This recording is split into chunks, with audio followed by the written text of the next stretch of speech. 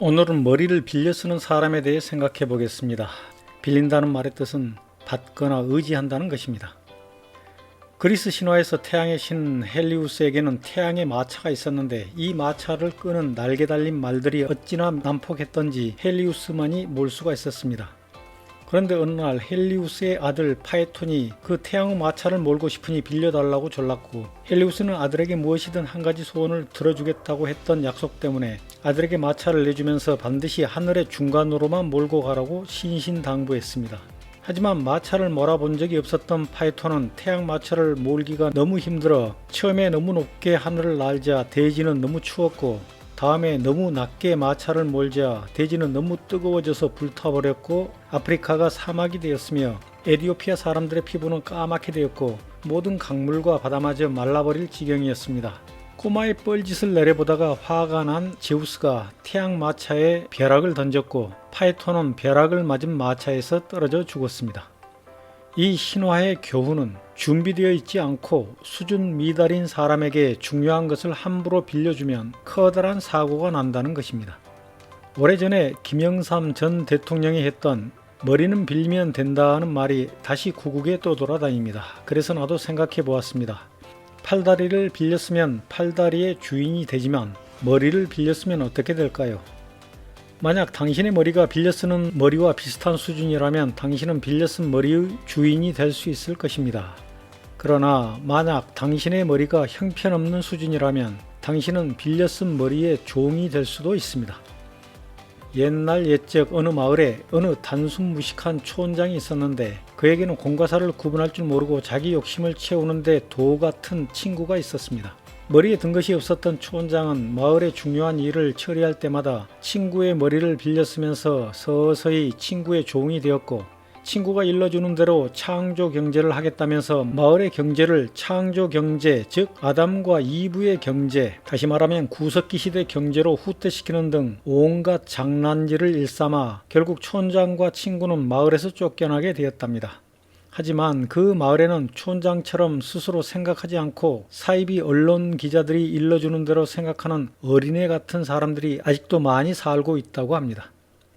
5살짜리 꼬마 제제와 라임 오렌지 나무가 대화를 나누는 장면을 소개합니다.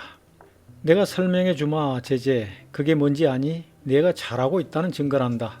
커가면서 내가 속으로 말하고 있는 것들은 생각이라고 해. 생각이 생겼다는 것은 너도 이제 내가 말했던 그 나이, 철드는 나이 말인가요? 잘 기억하고 있구나. 그땐 기적 같은 일들이 일어나지. 생각이 자라고 커서 우리 머리와 마음을 모두 돌보게 돼. 생각은 우리 몸과 인생의 모든 것에 깃들게 돼. 책을 읽지 않는 사람은 생각할 자료가 부족한 사람이라고 합니다. 그런데 요즘 어떤 사람이 떠들고 다닙니다. 생각 수준이 낮아도 전문가를 많이 초빙하여 열심히 들으면 똑똑해진다. 그 사람에게 지성인들의 말을 들려주고 싶습니다. 토마스 머튼과 몽테뉴가 말했습니다. 나는 공부했으나 공부는 아무것도 가르쳐주지 않았다. 아무리 많은 말을 듣고 피상적인 지식을 아무리 많이 외우고 있더라도 그 뜻과 본질을 스스로 깊이 생각하여 깨닫지 못하면 말짱 헛일이고 더 현명해지거나 선량해지지 않는다. 충분히 준비된 지성이 있어야 자신이 나아갈 길을 스스로 선택하여 좋은 성과를 거둘 수 있다. 교양과 지성을 충분히 준비하지 않고 늙어버린 사람이 다급하게 벼락치기 공부를 한다 하여 탐욕으로 무거워진 복잡한 머리로 갑자기 교양인이 되거나 지성인이 되는 것은 절대로 불가능하다고 나는 생각합니다. 그런 짓은 이솝 우화의 까마귀에게 열심히 공작새 깃털을 입히는 한마디로 웃기는 짓거리입니다. 셰익스피어는 바보 앞에서 머리 조아리는 지식인들이 있다고 말했습니다. 그리고 이회수 작가는 지식이 가슴으로 내려와야 지성이 되고 그 지성이 사랑에 의해 발효되어야 지혜라고 했습니다. 그러므로 사랑이 무엇인지 모르는 독재자들과 독재자에게 아부하는 학자, 전문가들의 머릿속에는 지혜가 들어있지 않습니다.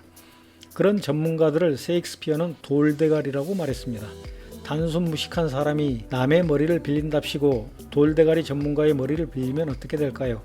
웃기는 현상일 것입니다. 프란츠 카프카는 피라미드같이 어리석은 자들하고는 백날 얘기해봤자 말짱 부질없는 짓이고 막심 고리키는 피라미드같이 어리석은 자들은 생각이 없는 욕망으로 사는 자들이니 자기와 수준이 맞는 사람과 어울려 얘기를 나누어야 한다고 충고했습니다. 즉 머리 수준과 삶에 대한 가치관이 비슷해야 함께 일을 도모할 수 있다는 것입니다. 1997년에 한국은 아시아에 몰아닥친 경제위기의 파도 속에 파묻혔습니다. 당시 지혜라고는 쥐뿔도 없는 친일파와 군사 독재 잔당들의 머리를 빌려 쓰던 어떤 사람이 한국을 경영하고 있었기 때문에 그들은 단체로 우왕좌왕하다가 갖출 것 다 갖춘 IMF에 무릎을 꿇었고 국민들은 벼랑 끝에 내몰렸습니다. 그 잘못은 독재와 친일을 칭찬하는 단순한 사람들, 그리고 그들을 믿었던 어리석은 사람들한테 있습니다. 그때의 치욕을 생각하며 망망대해에서 상어와 홀로 싸우는 늙은 어부, 준비된 지성인 산티아고의 혼잣말을 떠올립니다. 녀석은 갖출 것 다 갖추고 나를 상대하고 있지만 나에게는 의지와 머리가 있다. 그럼 이번에는 삼국지의 유비와 제갈량에 대해 생각해 보겠습니다. 총나라의 유비 삼형제는 그들보다 20살이나 나이가 어린 제갈량의 머리를 빌리기 위해 찾아갑니다. 제갈량은 그들을 3번 시험해 본 뒤에 함께 일하기로 결정합니다. 제갈량의 유비의 진심에 이렇게 감동을 하면서 결국 그 이야기를 받아들이면서 부디 대업을 이루시기 바랍니다. 이 지도가 큰 힘이 되길 바라겠습니다. 저를 도와주지 않으시겠습니까? 선생의 가르침을 받고 싶습니다. 저는 이미 한가로운 생활에 익숙해져 어려울 듯합니다.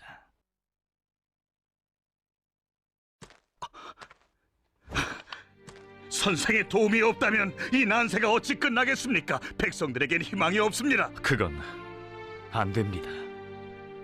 돌아가십시오. 앞으로 백성들은 누구를 의지하고 따라야 한다는 말입니까?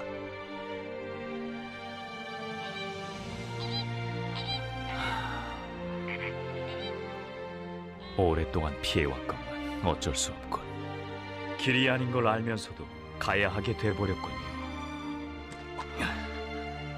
뜻을 함께 하겠습니다.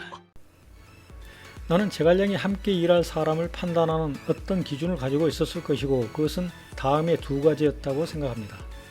첫째, 서로 가치관과 코드가 맞아야 한다. 둘째, 서로 교양과 지성의 수준이 비슷해야 한다. 유비 삼형제와 제갈량은 군사 조직이 아닌 사람, 즉 백성에 충성한다는 가치관과 코드가 맞았던 것입니다. 그리고 장비는 조금 모자랐지만 유비와 관우의 교양과 지성의 수준이 제갈량의 수준과 비슷했던 것입니다. 당시 세상에서 싸움을 제일 잘하는 장군은 여포였습니다. 하지만 싸움만 잘했을 뿐 머리에는 든 것이 없고 백성보다는 자기의 군사 조직에 충성하는 여포 같은 녀석이 3번 아니 100번 1000번 찾아온다 하여 제갈량은 한마디로 거절했을 것이 분명합니다. 더군다나 제갈량이 머리를 빌려준들 멍청한 여포와 그의 쫄개들이 그것을 이해하고 활용할 수도 없었을 것입니다. 나도 30년 동안 사업을 하면서 어떤 어려운 상황에 부딪히면 다른 사람들의 머리를 빌리고자 할 때가 많이 있었는데 그들 중에는 내가 기대했던 것 이상으로 수준이 높은 사람들도 있었습니다.